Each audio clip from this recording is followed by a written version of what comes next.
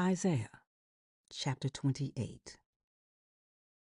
Woe to that wreath, the pride of Ephraim's drunkards, to the fading flower his glorious beauty, set on the head of a fertile valley, to that city, the pride of those laid low by wine.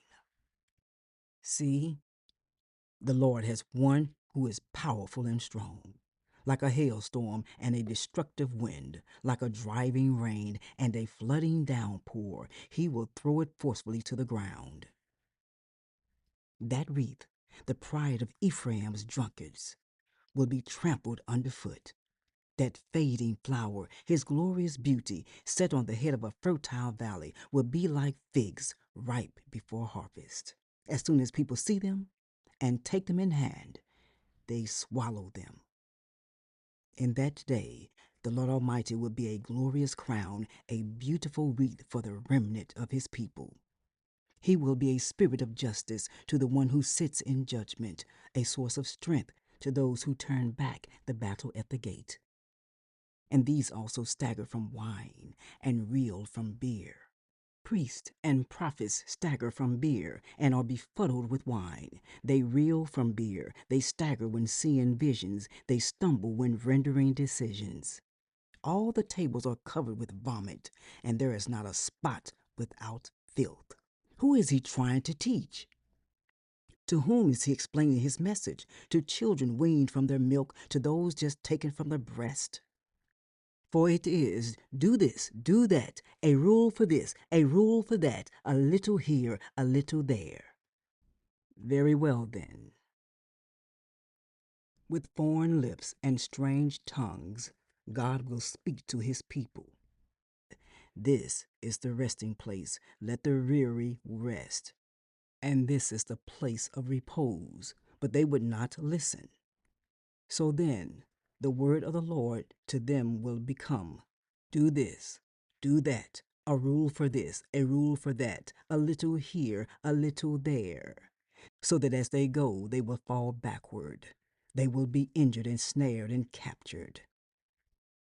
Therefore, hear the word of the Lord, you scoffers, who rule this people in Jerusalem. You boast, we have entered into a covenant with death, with the realm of the dead. We have made an agreement. When an overwhelming scourge sweeps by, it cannot touch us. For we have made a lie our refuge, and falsehood our hiding place. So this is what the sovereign Lord says. See, I lay a stone in Zion, a tested stone, a precious cornerstone for a sure foundation. The one who relies on it will never be stricken with panic. I will make justice the measuring line and righteousness the plumb line. Hail will sweep away your refuge, the lie, and water will overflow your hiding place. Your covenant with death will be annulled. Your agreement with the realm of the dead will not stand. When the overwhelming scourge sweeps by, you will be beaten down by it. As often as it comes, it will carry you away, morning after morning, by day and by night. It will sweep through. The understanding of this message will bring sheer terror. The bed is too short to stretch out on, the blanket too narrow to wrap around you. The Lord will rise up as he did at Mount Perazim. He will rouse himself as in the valley of Gibeon, to do his work, his strange work, and perform his task, his alien task. Now, stop your mocking, or your chains will become heavier. The Lord Almighty, has told me of the destruction decreed against the whole land. Listen and hear my voice. Pay attention and hear what I say. When a farmer plows for planting, does he plow continually? Does he keep on breaking up and working the soil? When he has leveled the surface, does he not sow caraway and scatter cumin? Does he not plant wheat in its place, barley in its plot, and spelt in its field? His God instructs him and teaches him the right way. Caraway is not threshed with the sledge, nor is the wheel of a cart rolled over cumin. Caraway is beaten out with a rod and cumin with a stick. Grain must be ground to make bread. so one does not go on threshing it forever. The wheels of a threshing cart may be rolled over it, but one does not use horses to grind grain. All this also comes from the Lord Almighty, whose plan is wonderful, whose wisdom is magnificent. Isaiah chapter 29.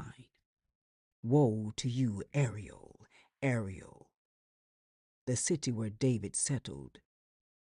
Add year to year, and let your cycle of festivals go on. Yet I will besiege Ariel. She will mourn and lament. She will be to me like an altar hearth. I will encamp against you on all sides. I will encircle you with towers and set up my siege works against you. Brought low, you will speak from the ground. Your speech will mumble out of the dust. Your voice will come ghost-like from the earth. Out of the dust your speech will whisper.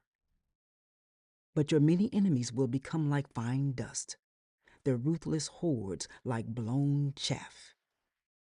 Suddenly, in an instant, the Lord Almighty will come with thunder and earthquake and great noise, with windstorm and tempest and flames of a devouring fire.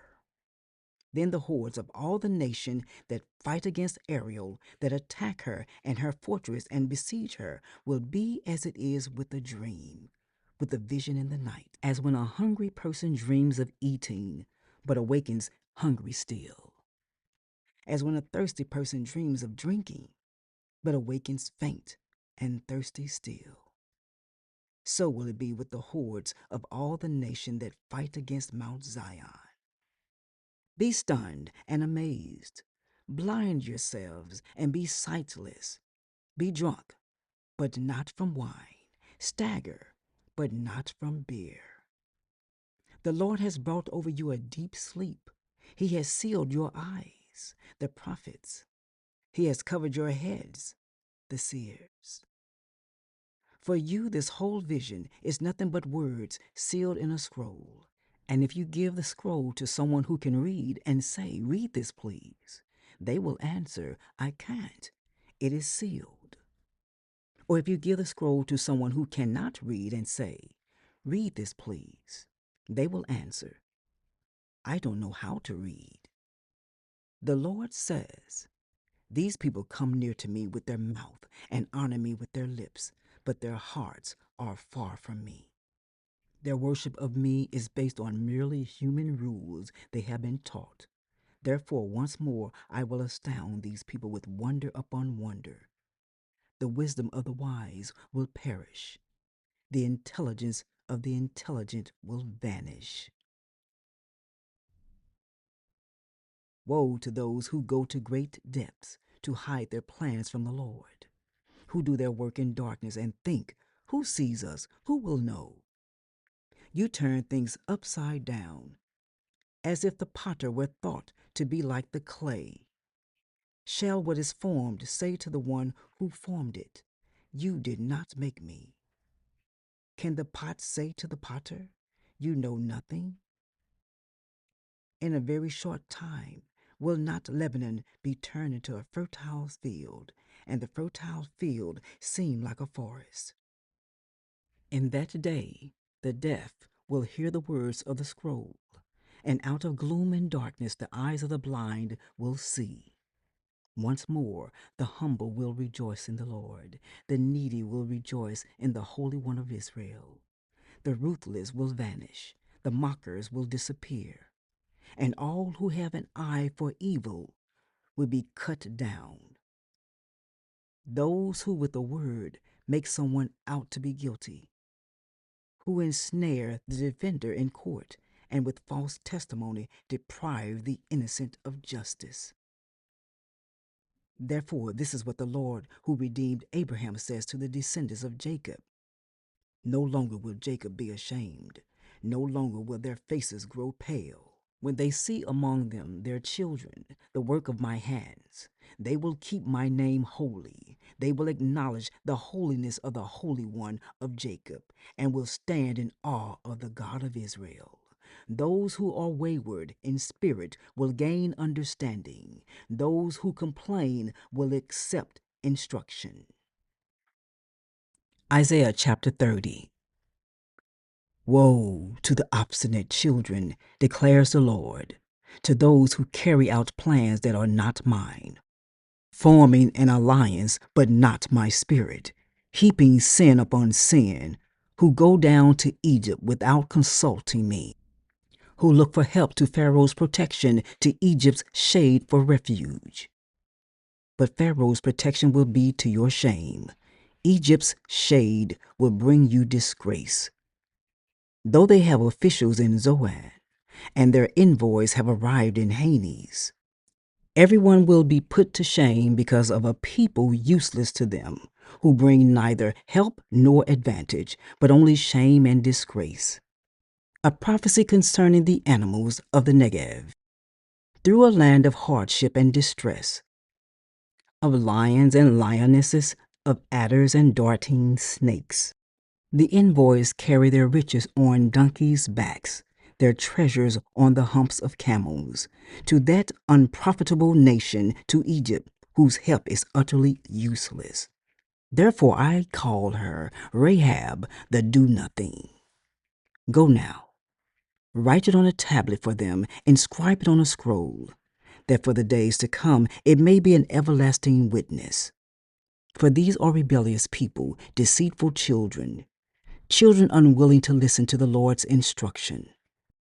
They say to the seers, see no more visions, and to the prophets, give us no more visions of what is right. Tell us pleasant things, prophesy illusions. Leave this way, get off this path, and stop confronting us with the Holy One of Israel.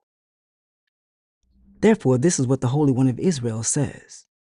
Because you have rejected this message, relied on oppression, and depended on deceit, this sin will become for you like a high wall, cracked and bulging, that collapses suddenly in an instant. It will break in pieces like pottery, shattered so mercilessly that among its pieces not a fragment will be found, for taking coals from a hearth or scooping water out of a cistern. This is what the sovereign Lord, the Holy One of Israel, says. In repentance and rest is your salvation. In quietness and trust is your strength. But you will have none of it. You said, no, we will flee on horses. Therefore you will flee. You said, we will ride off on swift horses. Therefore your pursuers will be swift. 1,000 will flee at the threat of one. At the threat of 5, you will all flee away, till you are left like a flagstaff on a mountain top, like a banner on a hill. Yet the Lord longs to be gracious to you. Therefore he will rise up to show you compassion, for the Lord is a God of justice. Blessed are all who wait for him. People of Zion, who live in Jerusalem, you will weep no more. How gracious he will be when you cry for help. As soon as he hears, he will answer you. Although the Lord gives you the bread of adversity and the water of affliction, your teachers will be hidden no more. With your own eyes you will see them. Whether you turn to the right or to the left, your ears will hear a voice behind you saying, this is the way, walk in it. Then you will desecrate your idols overlaid with silver and your images covered with gold. You will throw them away like a minstrel cloth and say to them, away with you. He will also send you rain for the seed you sow in the ground, and the food that comes from the land will be rich and plentiful. In that day your cattle will graze in broad meadows. The oxen and donkeys that work the soil will eat fodder and mash, spread out with fork and shovel. In the day of great slaughter, when the towers fall, streams of water will flow on every high mountain and every lofty hill.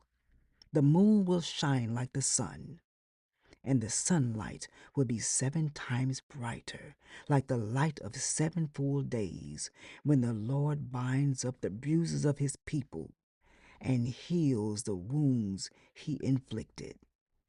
See, The name of the Lord cometh from afar with burning anger and dense clouds of smoke. His lips are full of wrath, and his tongue is a consuming fire. His breath is like a rushing torrent rising up to the neck. He shakes the nation in the sieve of destruction. He places in the jaws of the peoples a bit that leads them astray. And you will sing, as on the night you celebrate a holy festival. Your hearts will rejoice, as when people playing pipes go up to the mountain of the Lord, to the rock of Israel. The Lord will cause people to hear his majestic voice, and will make them see his arm coming down with raging anger and consuming fire, with cloudbursts, thunderstorm, and hail. The voice of the Lord will shatter Assyria. With his rod he will strike them down. Every stroke the Lord lays on them with his punishing club will be to the music of timbrels and harps as he fights them in battle with the blows of his arm. Topheth has long been prepared. It has been made ready for the king. Its fire pit has been made deep and wide, with an abundance of fire and wood. The breath of the Lord, like a stream of burning sulfur, sets it ablaze.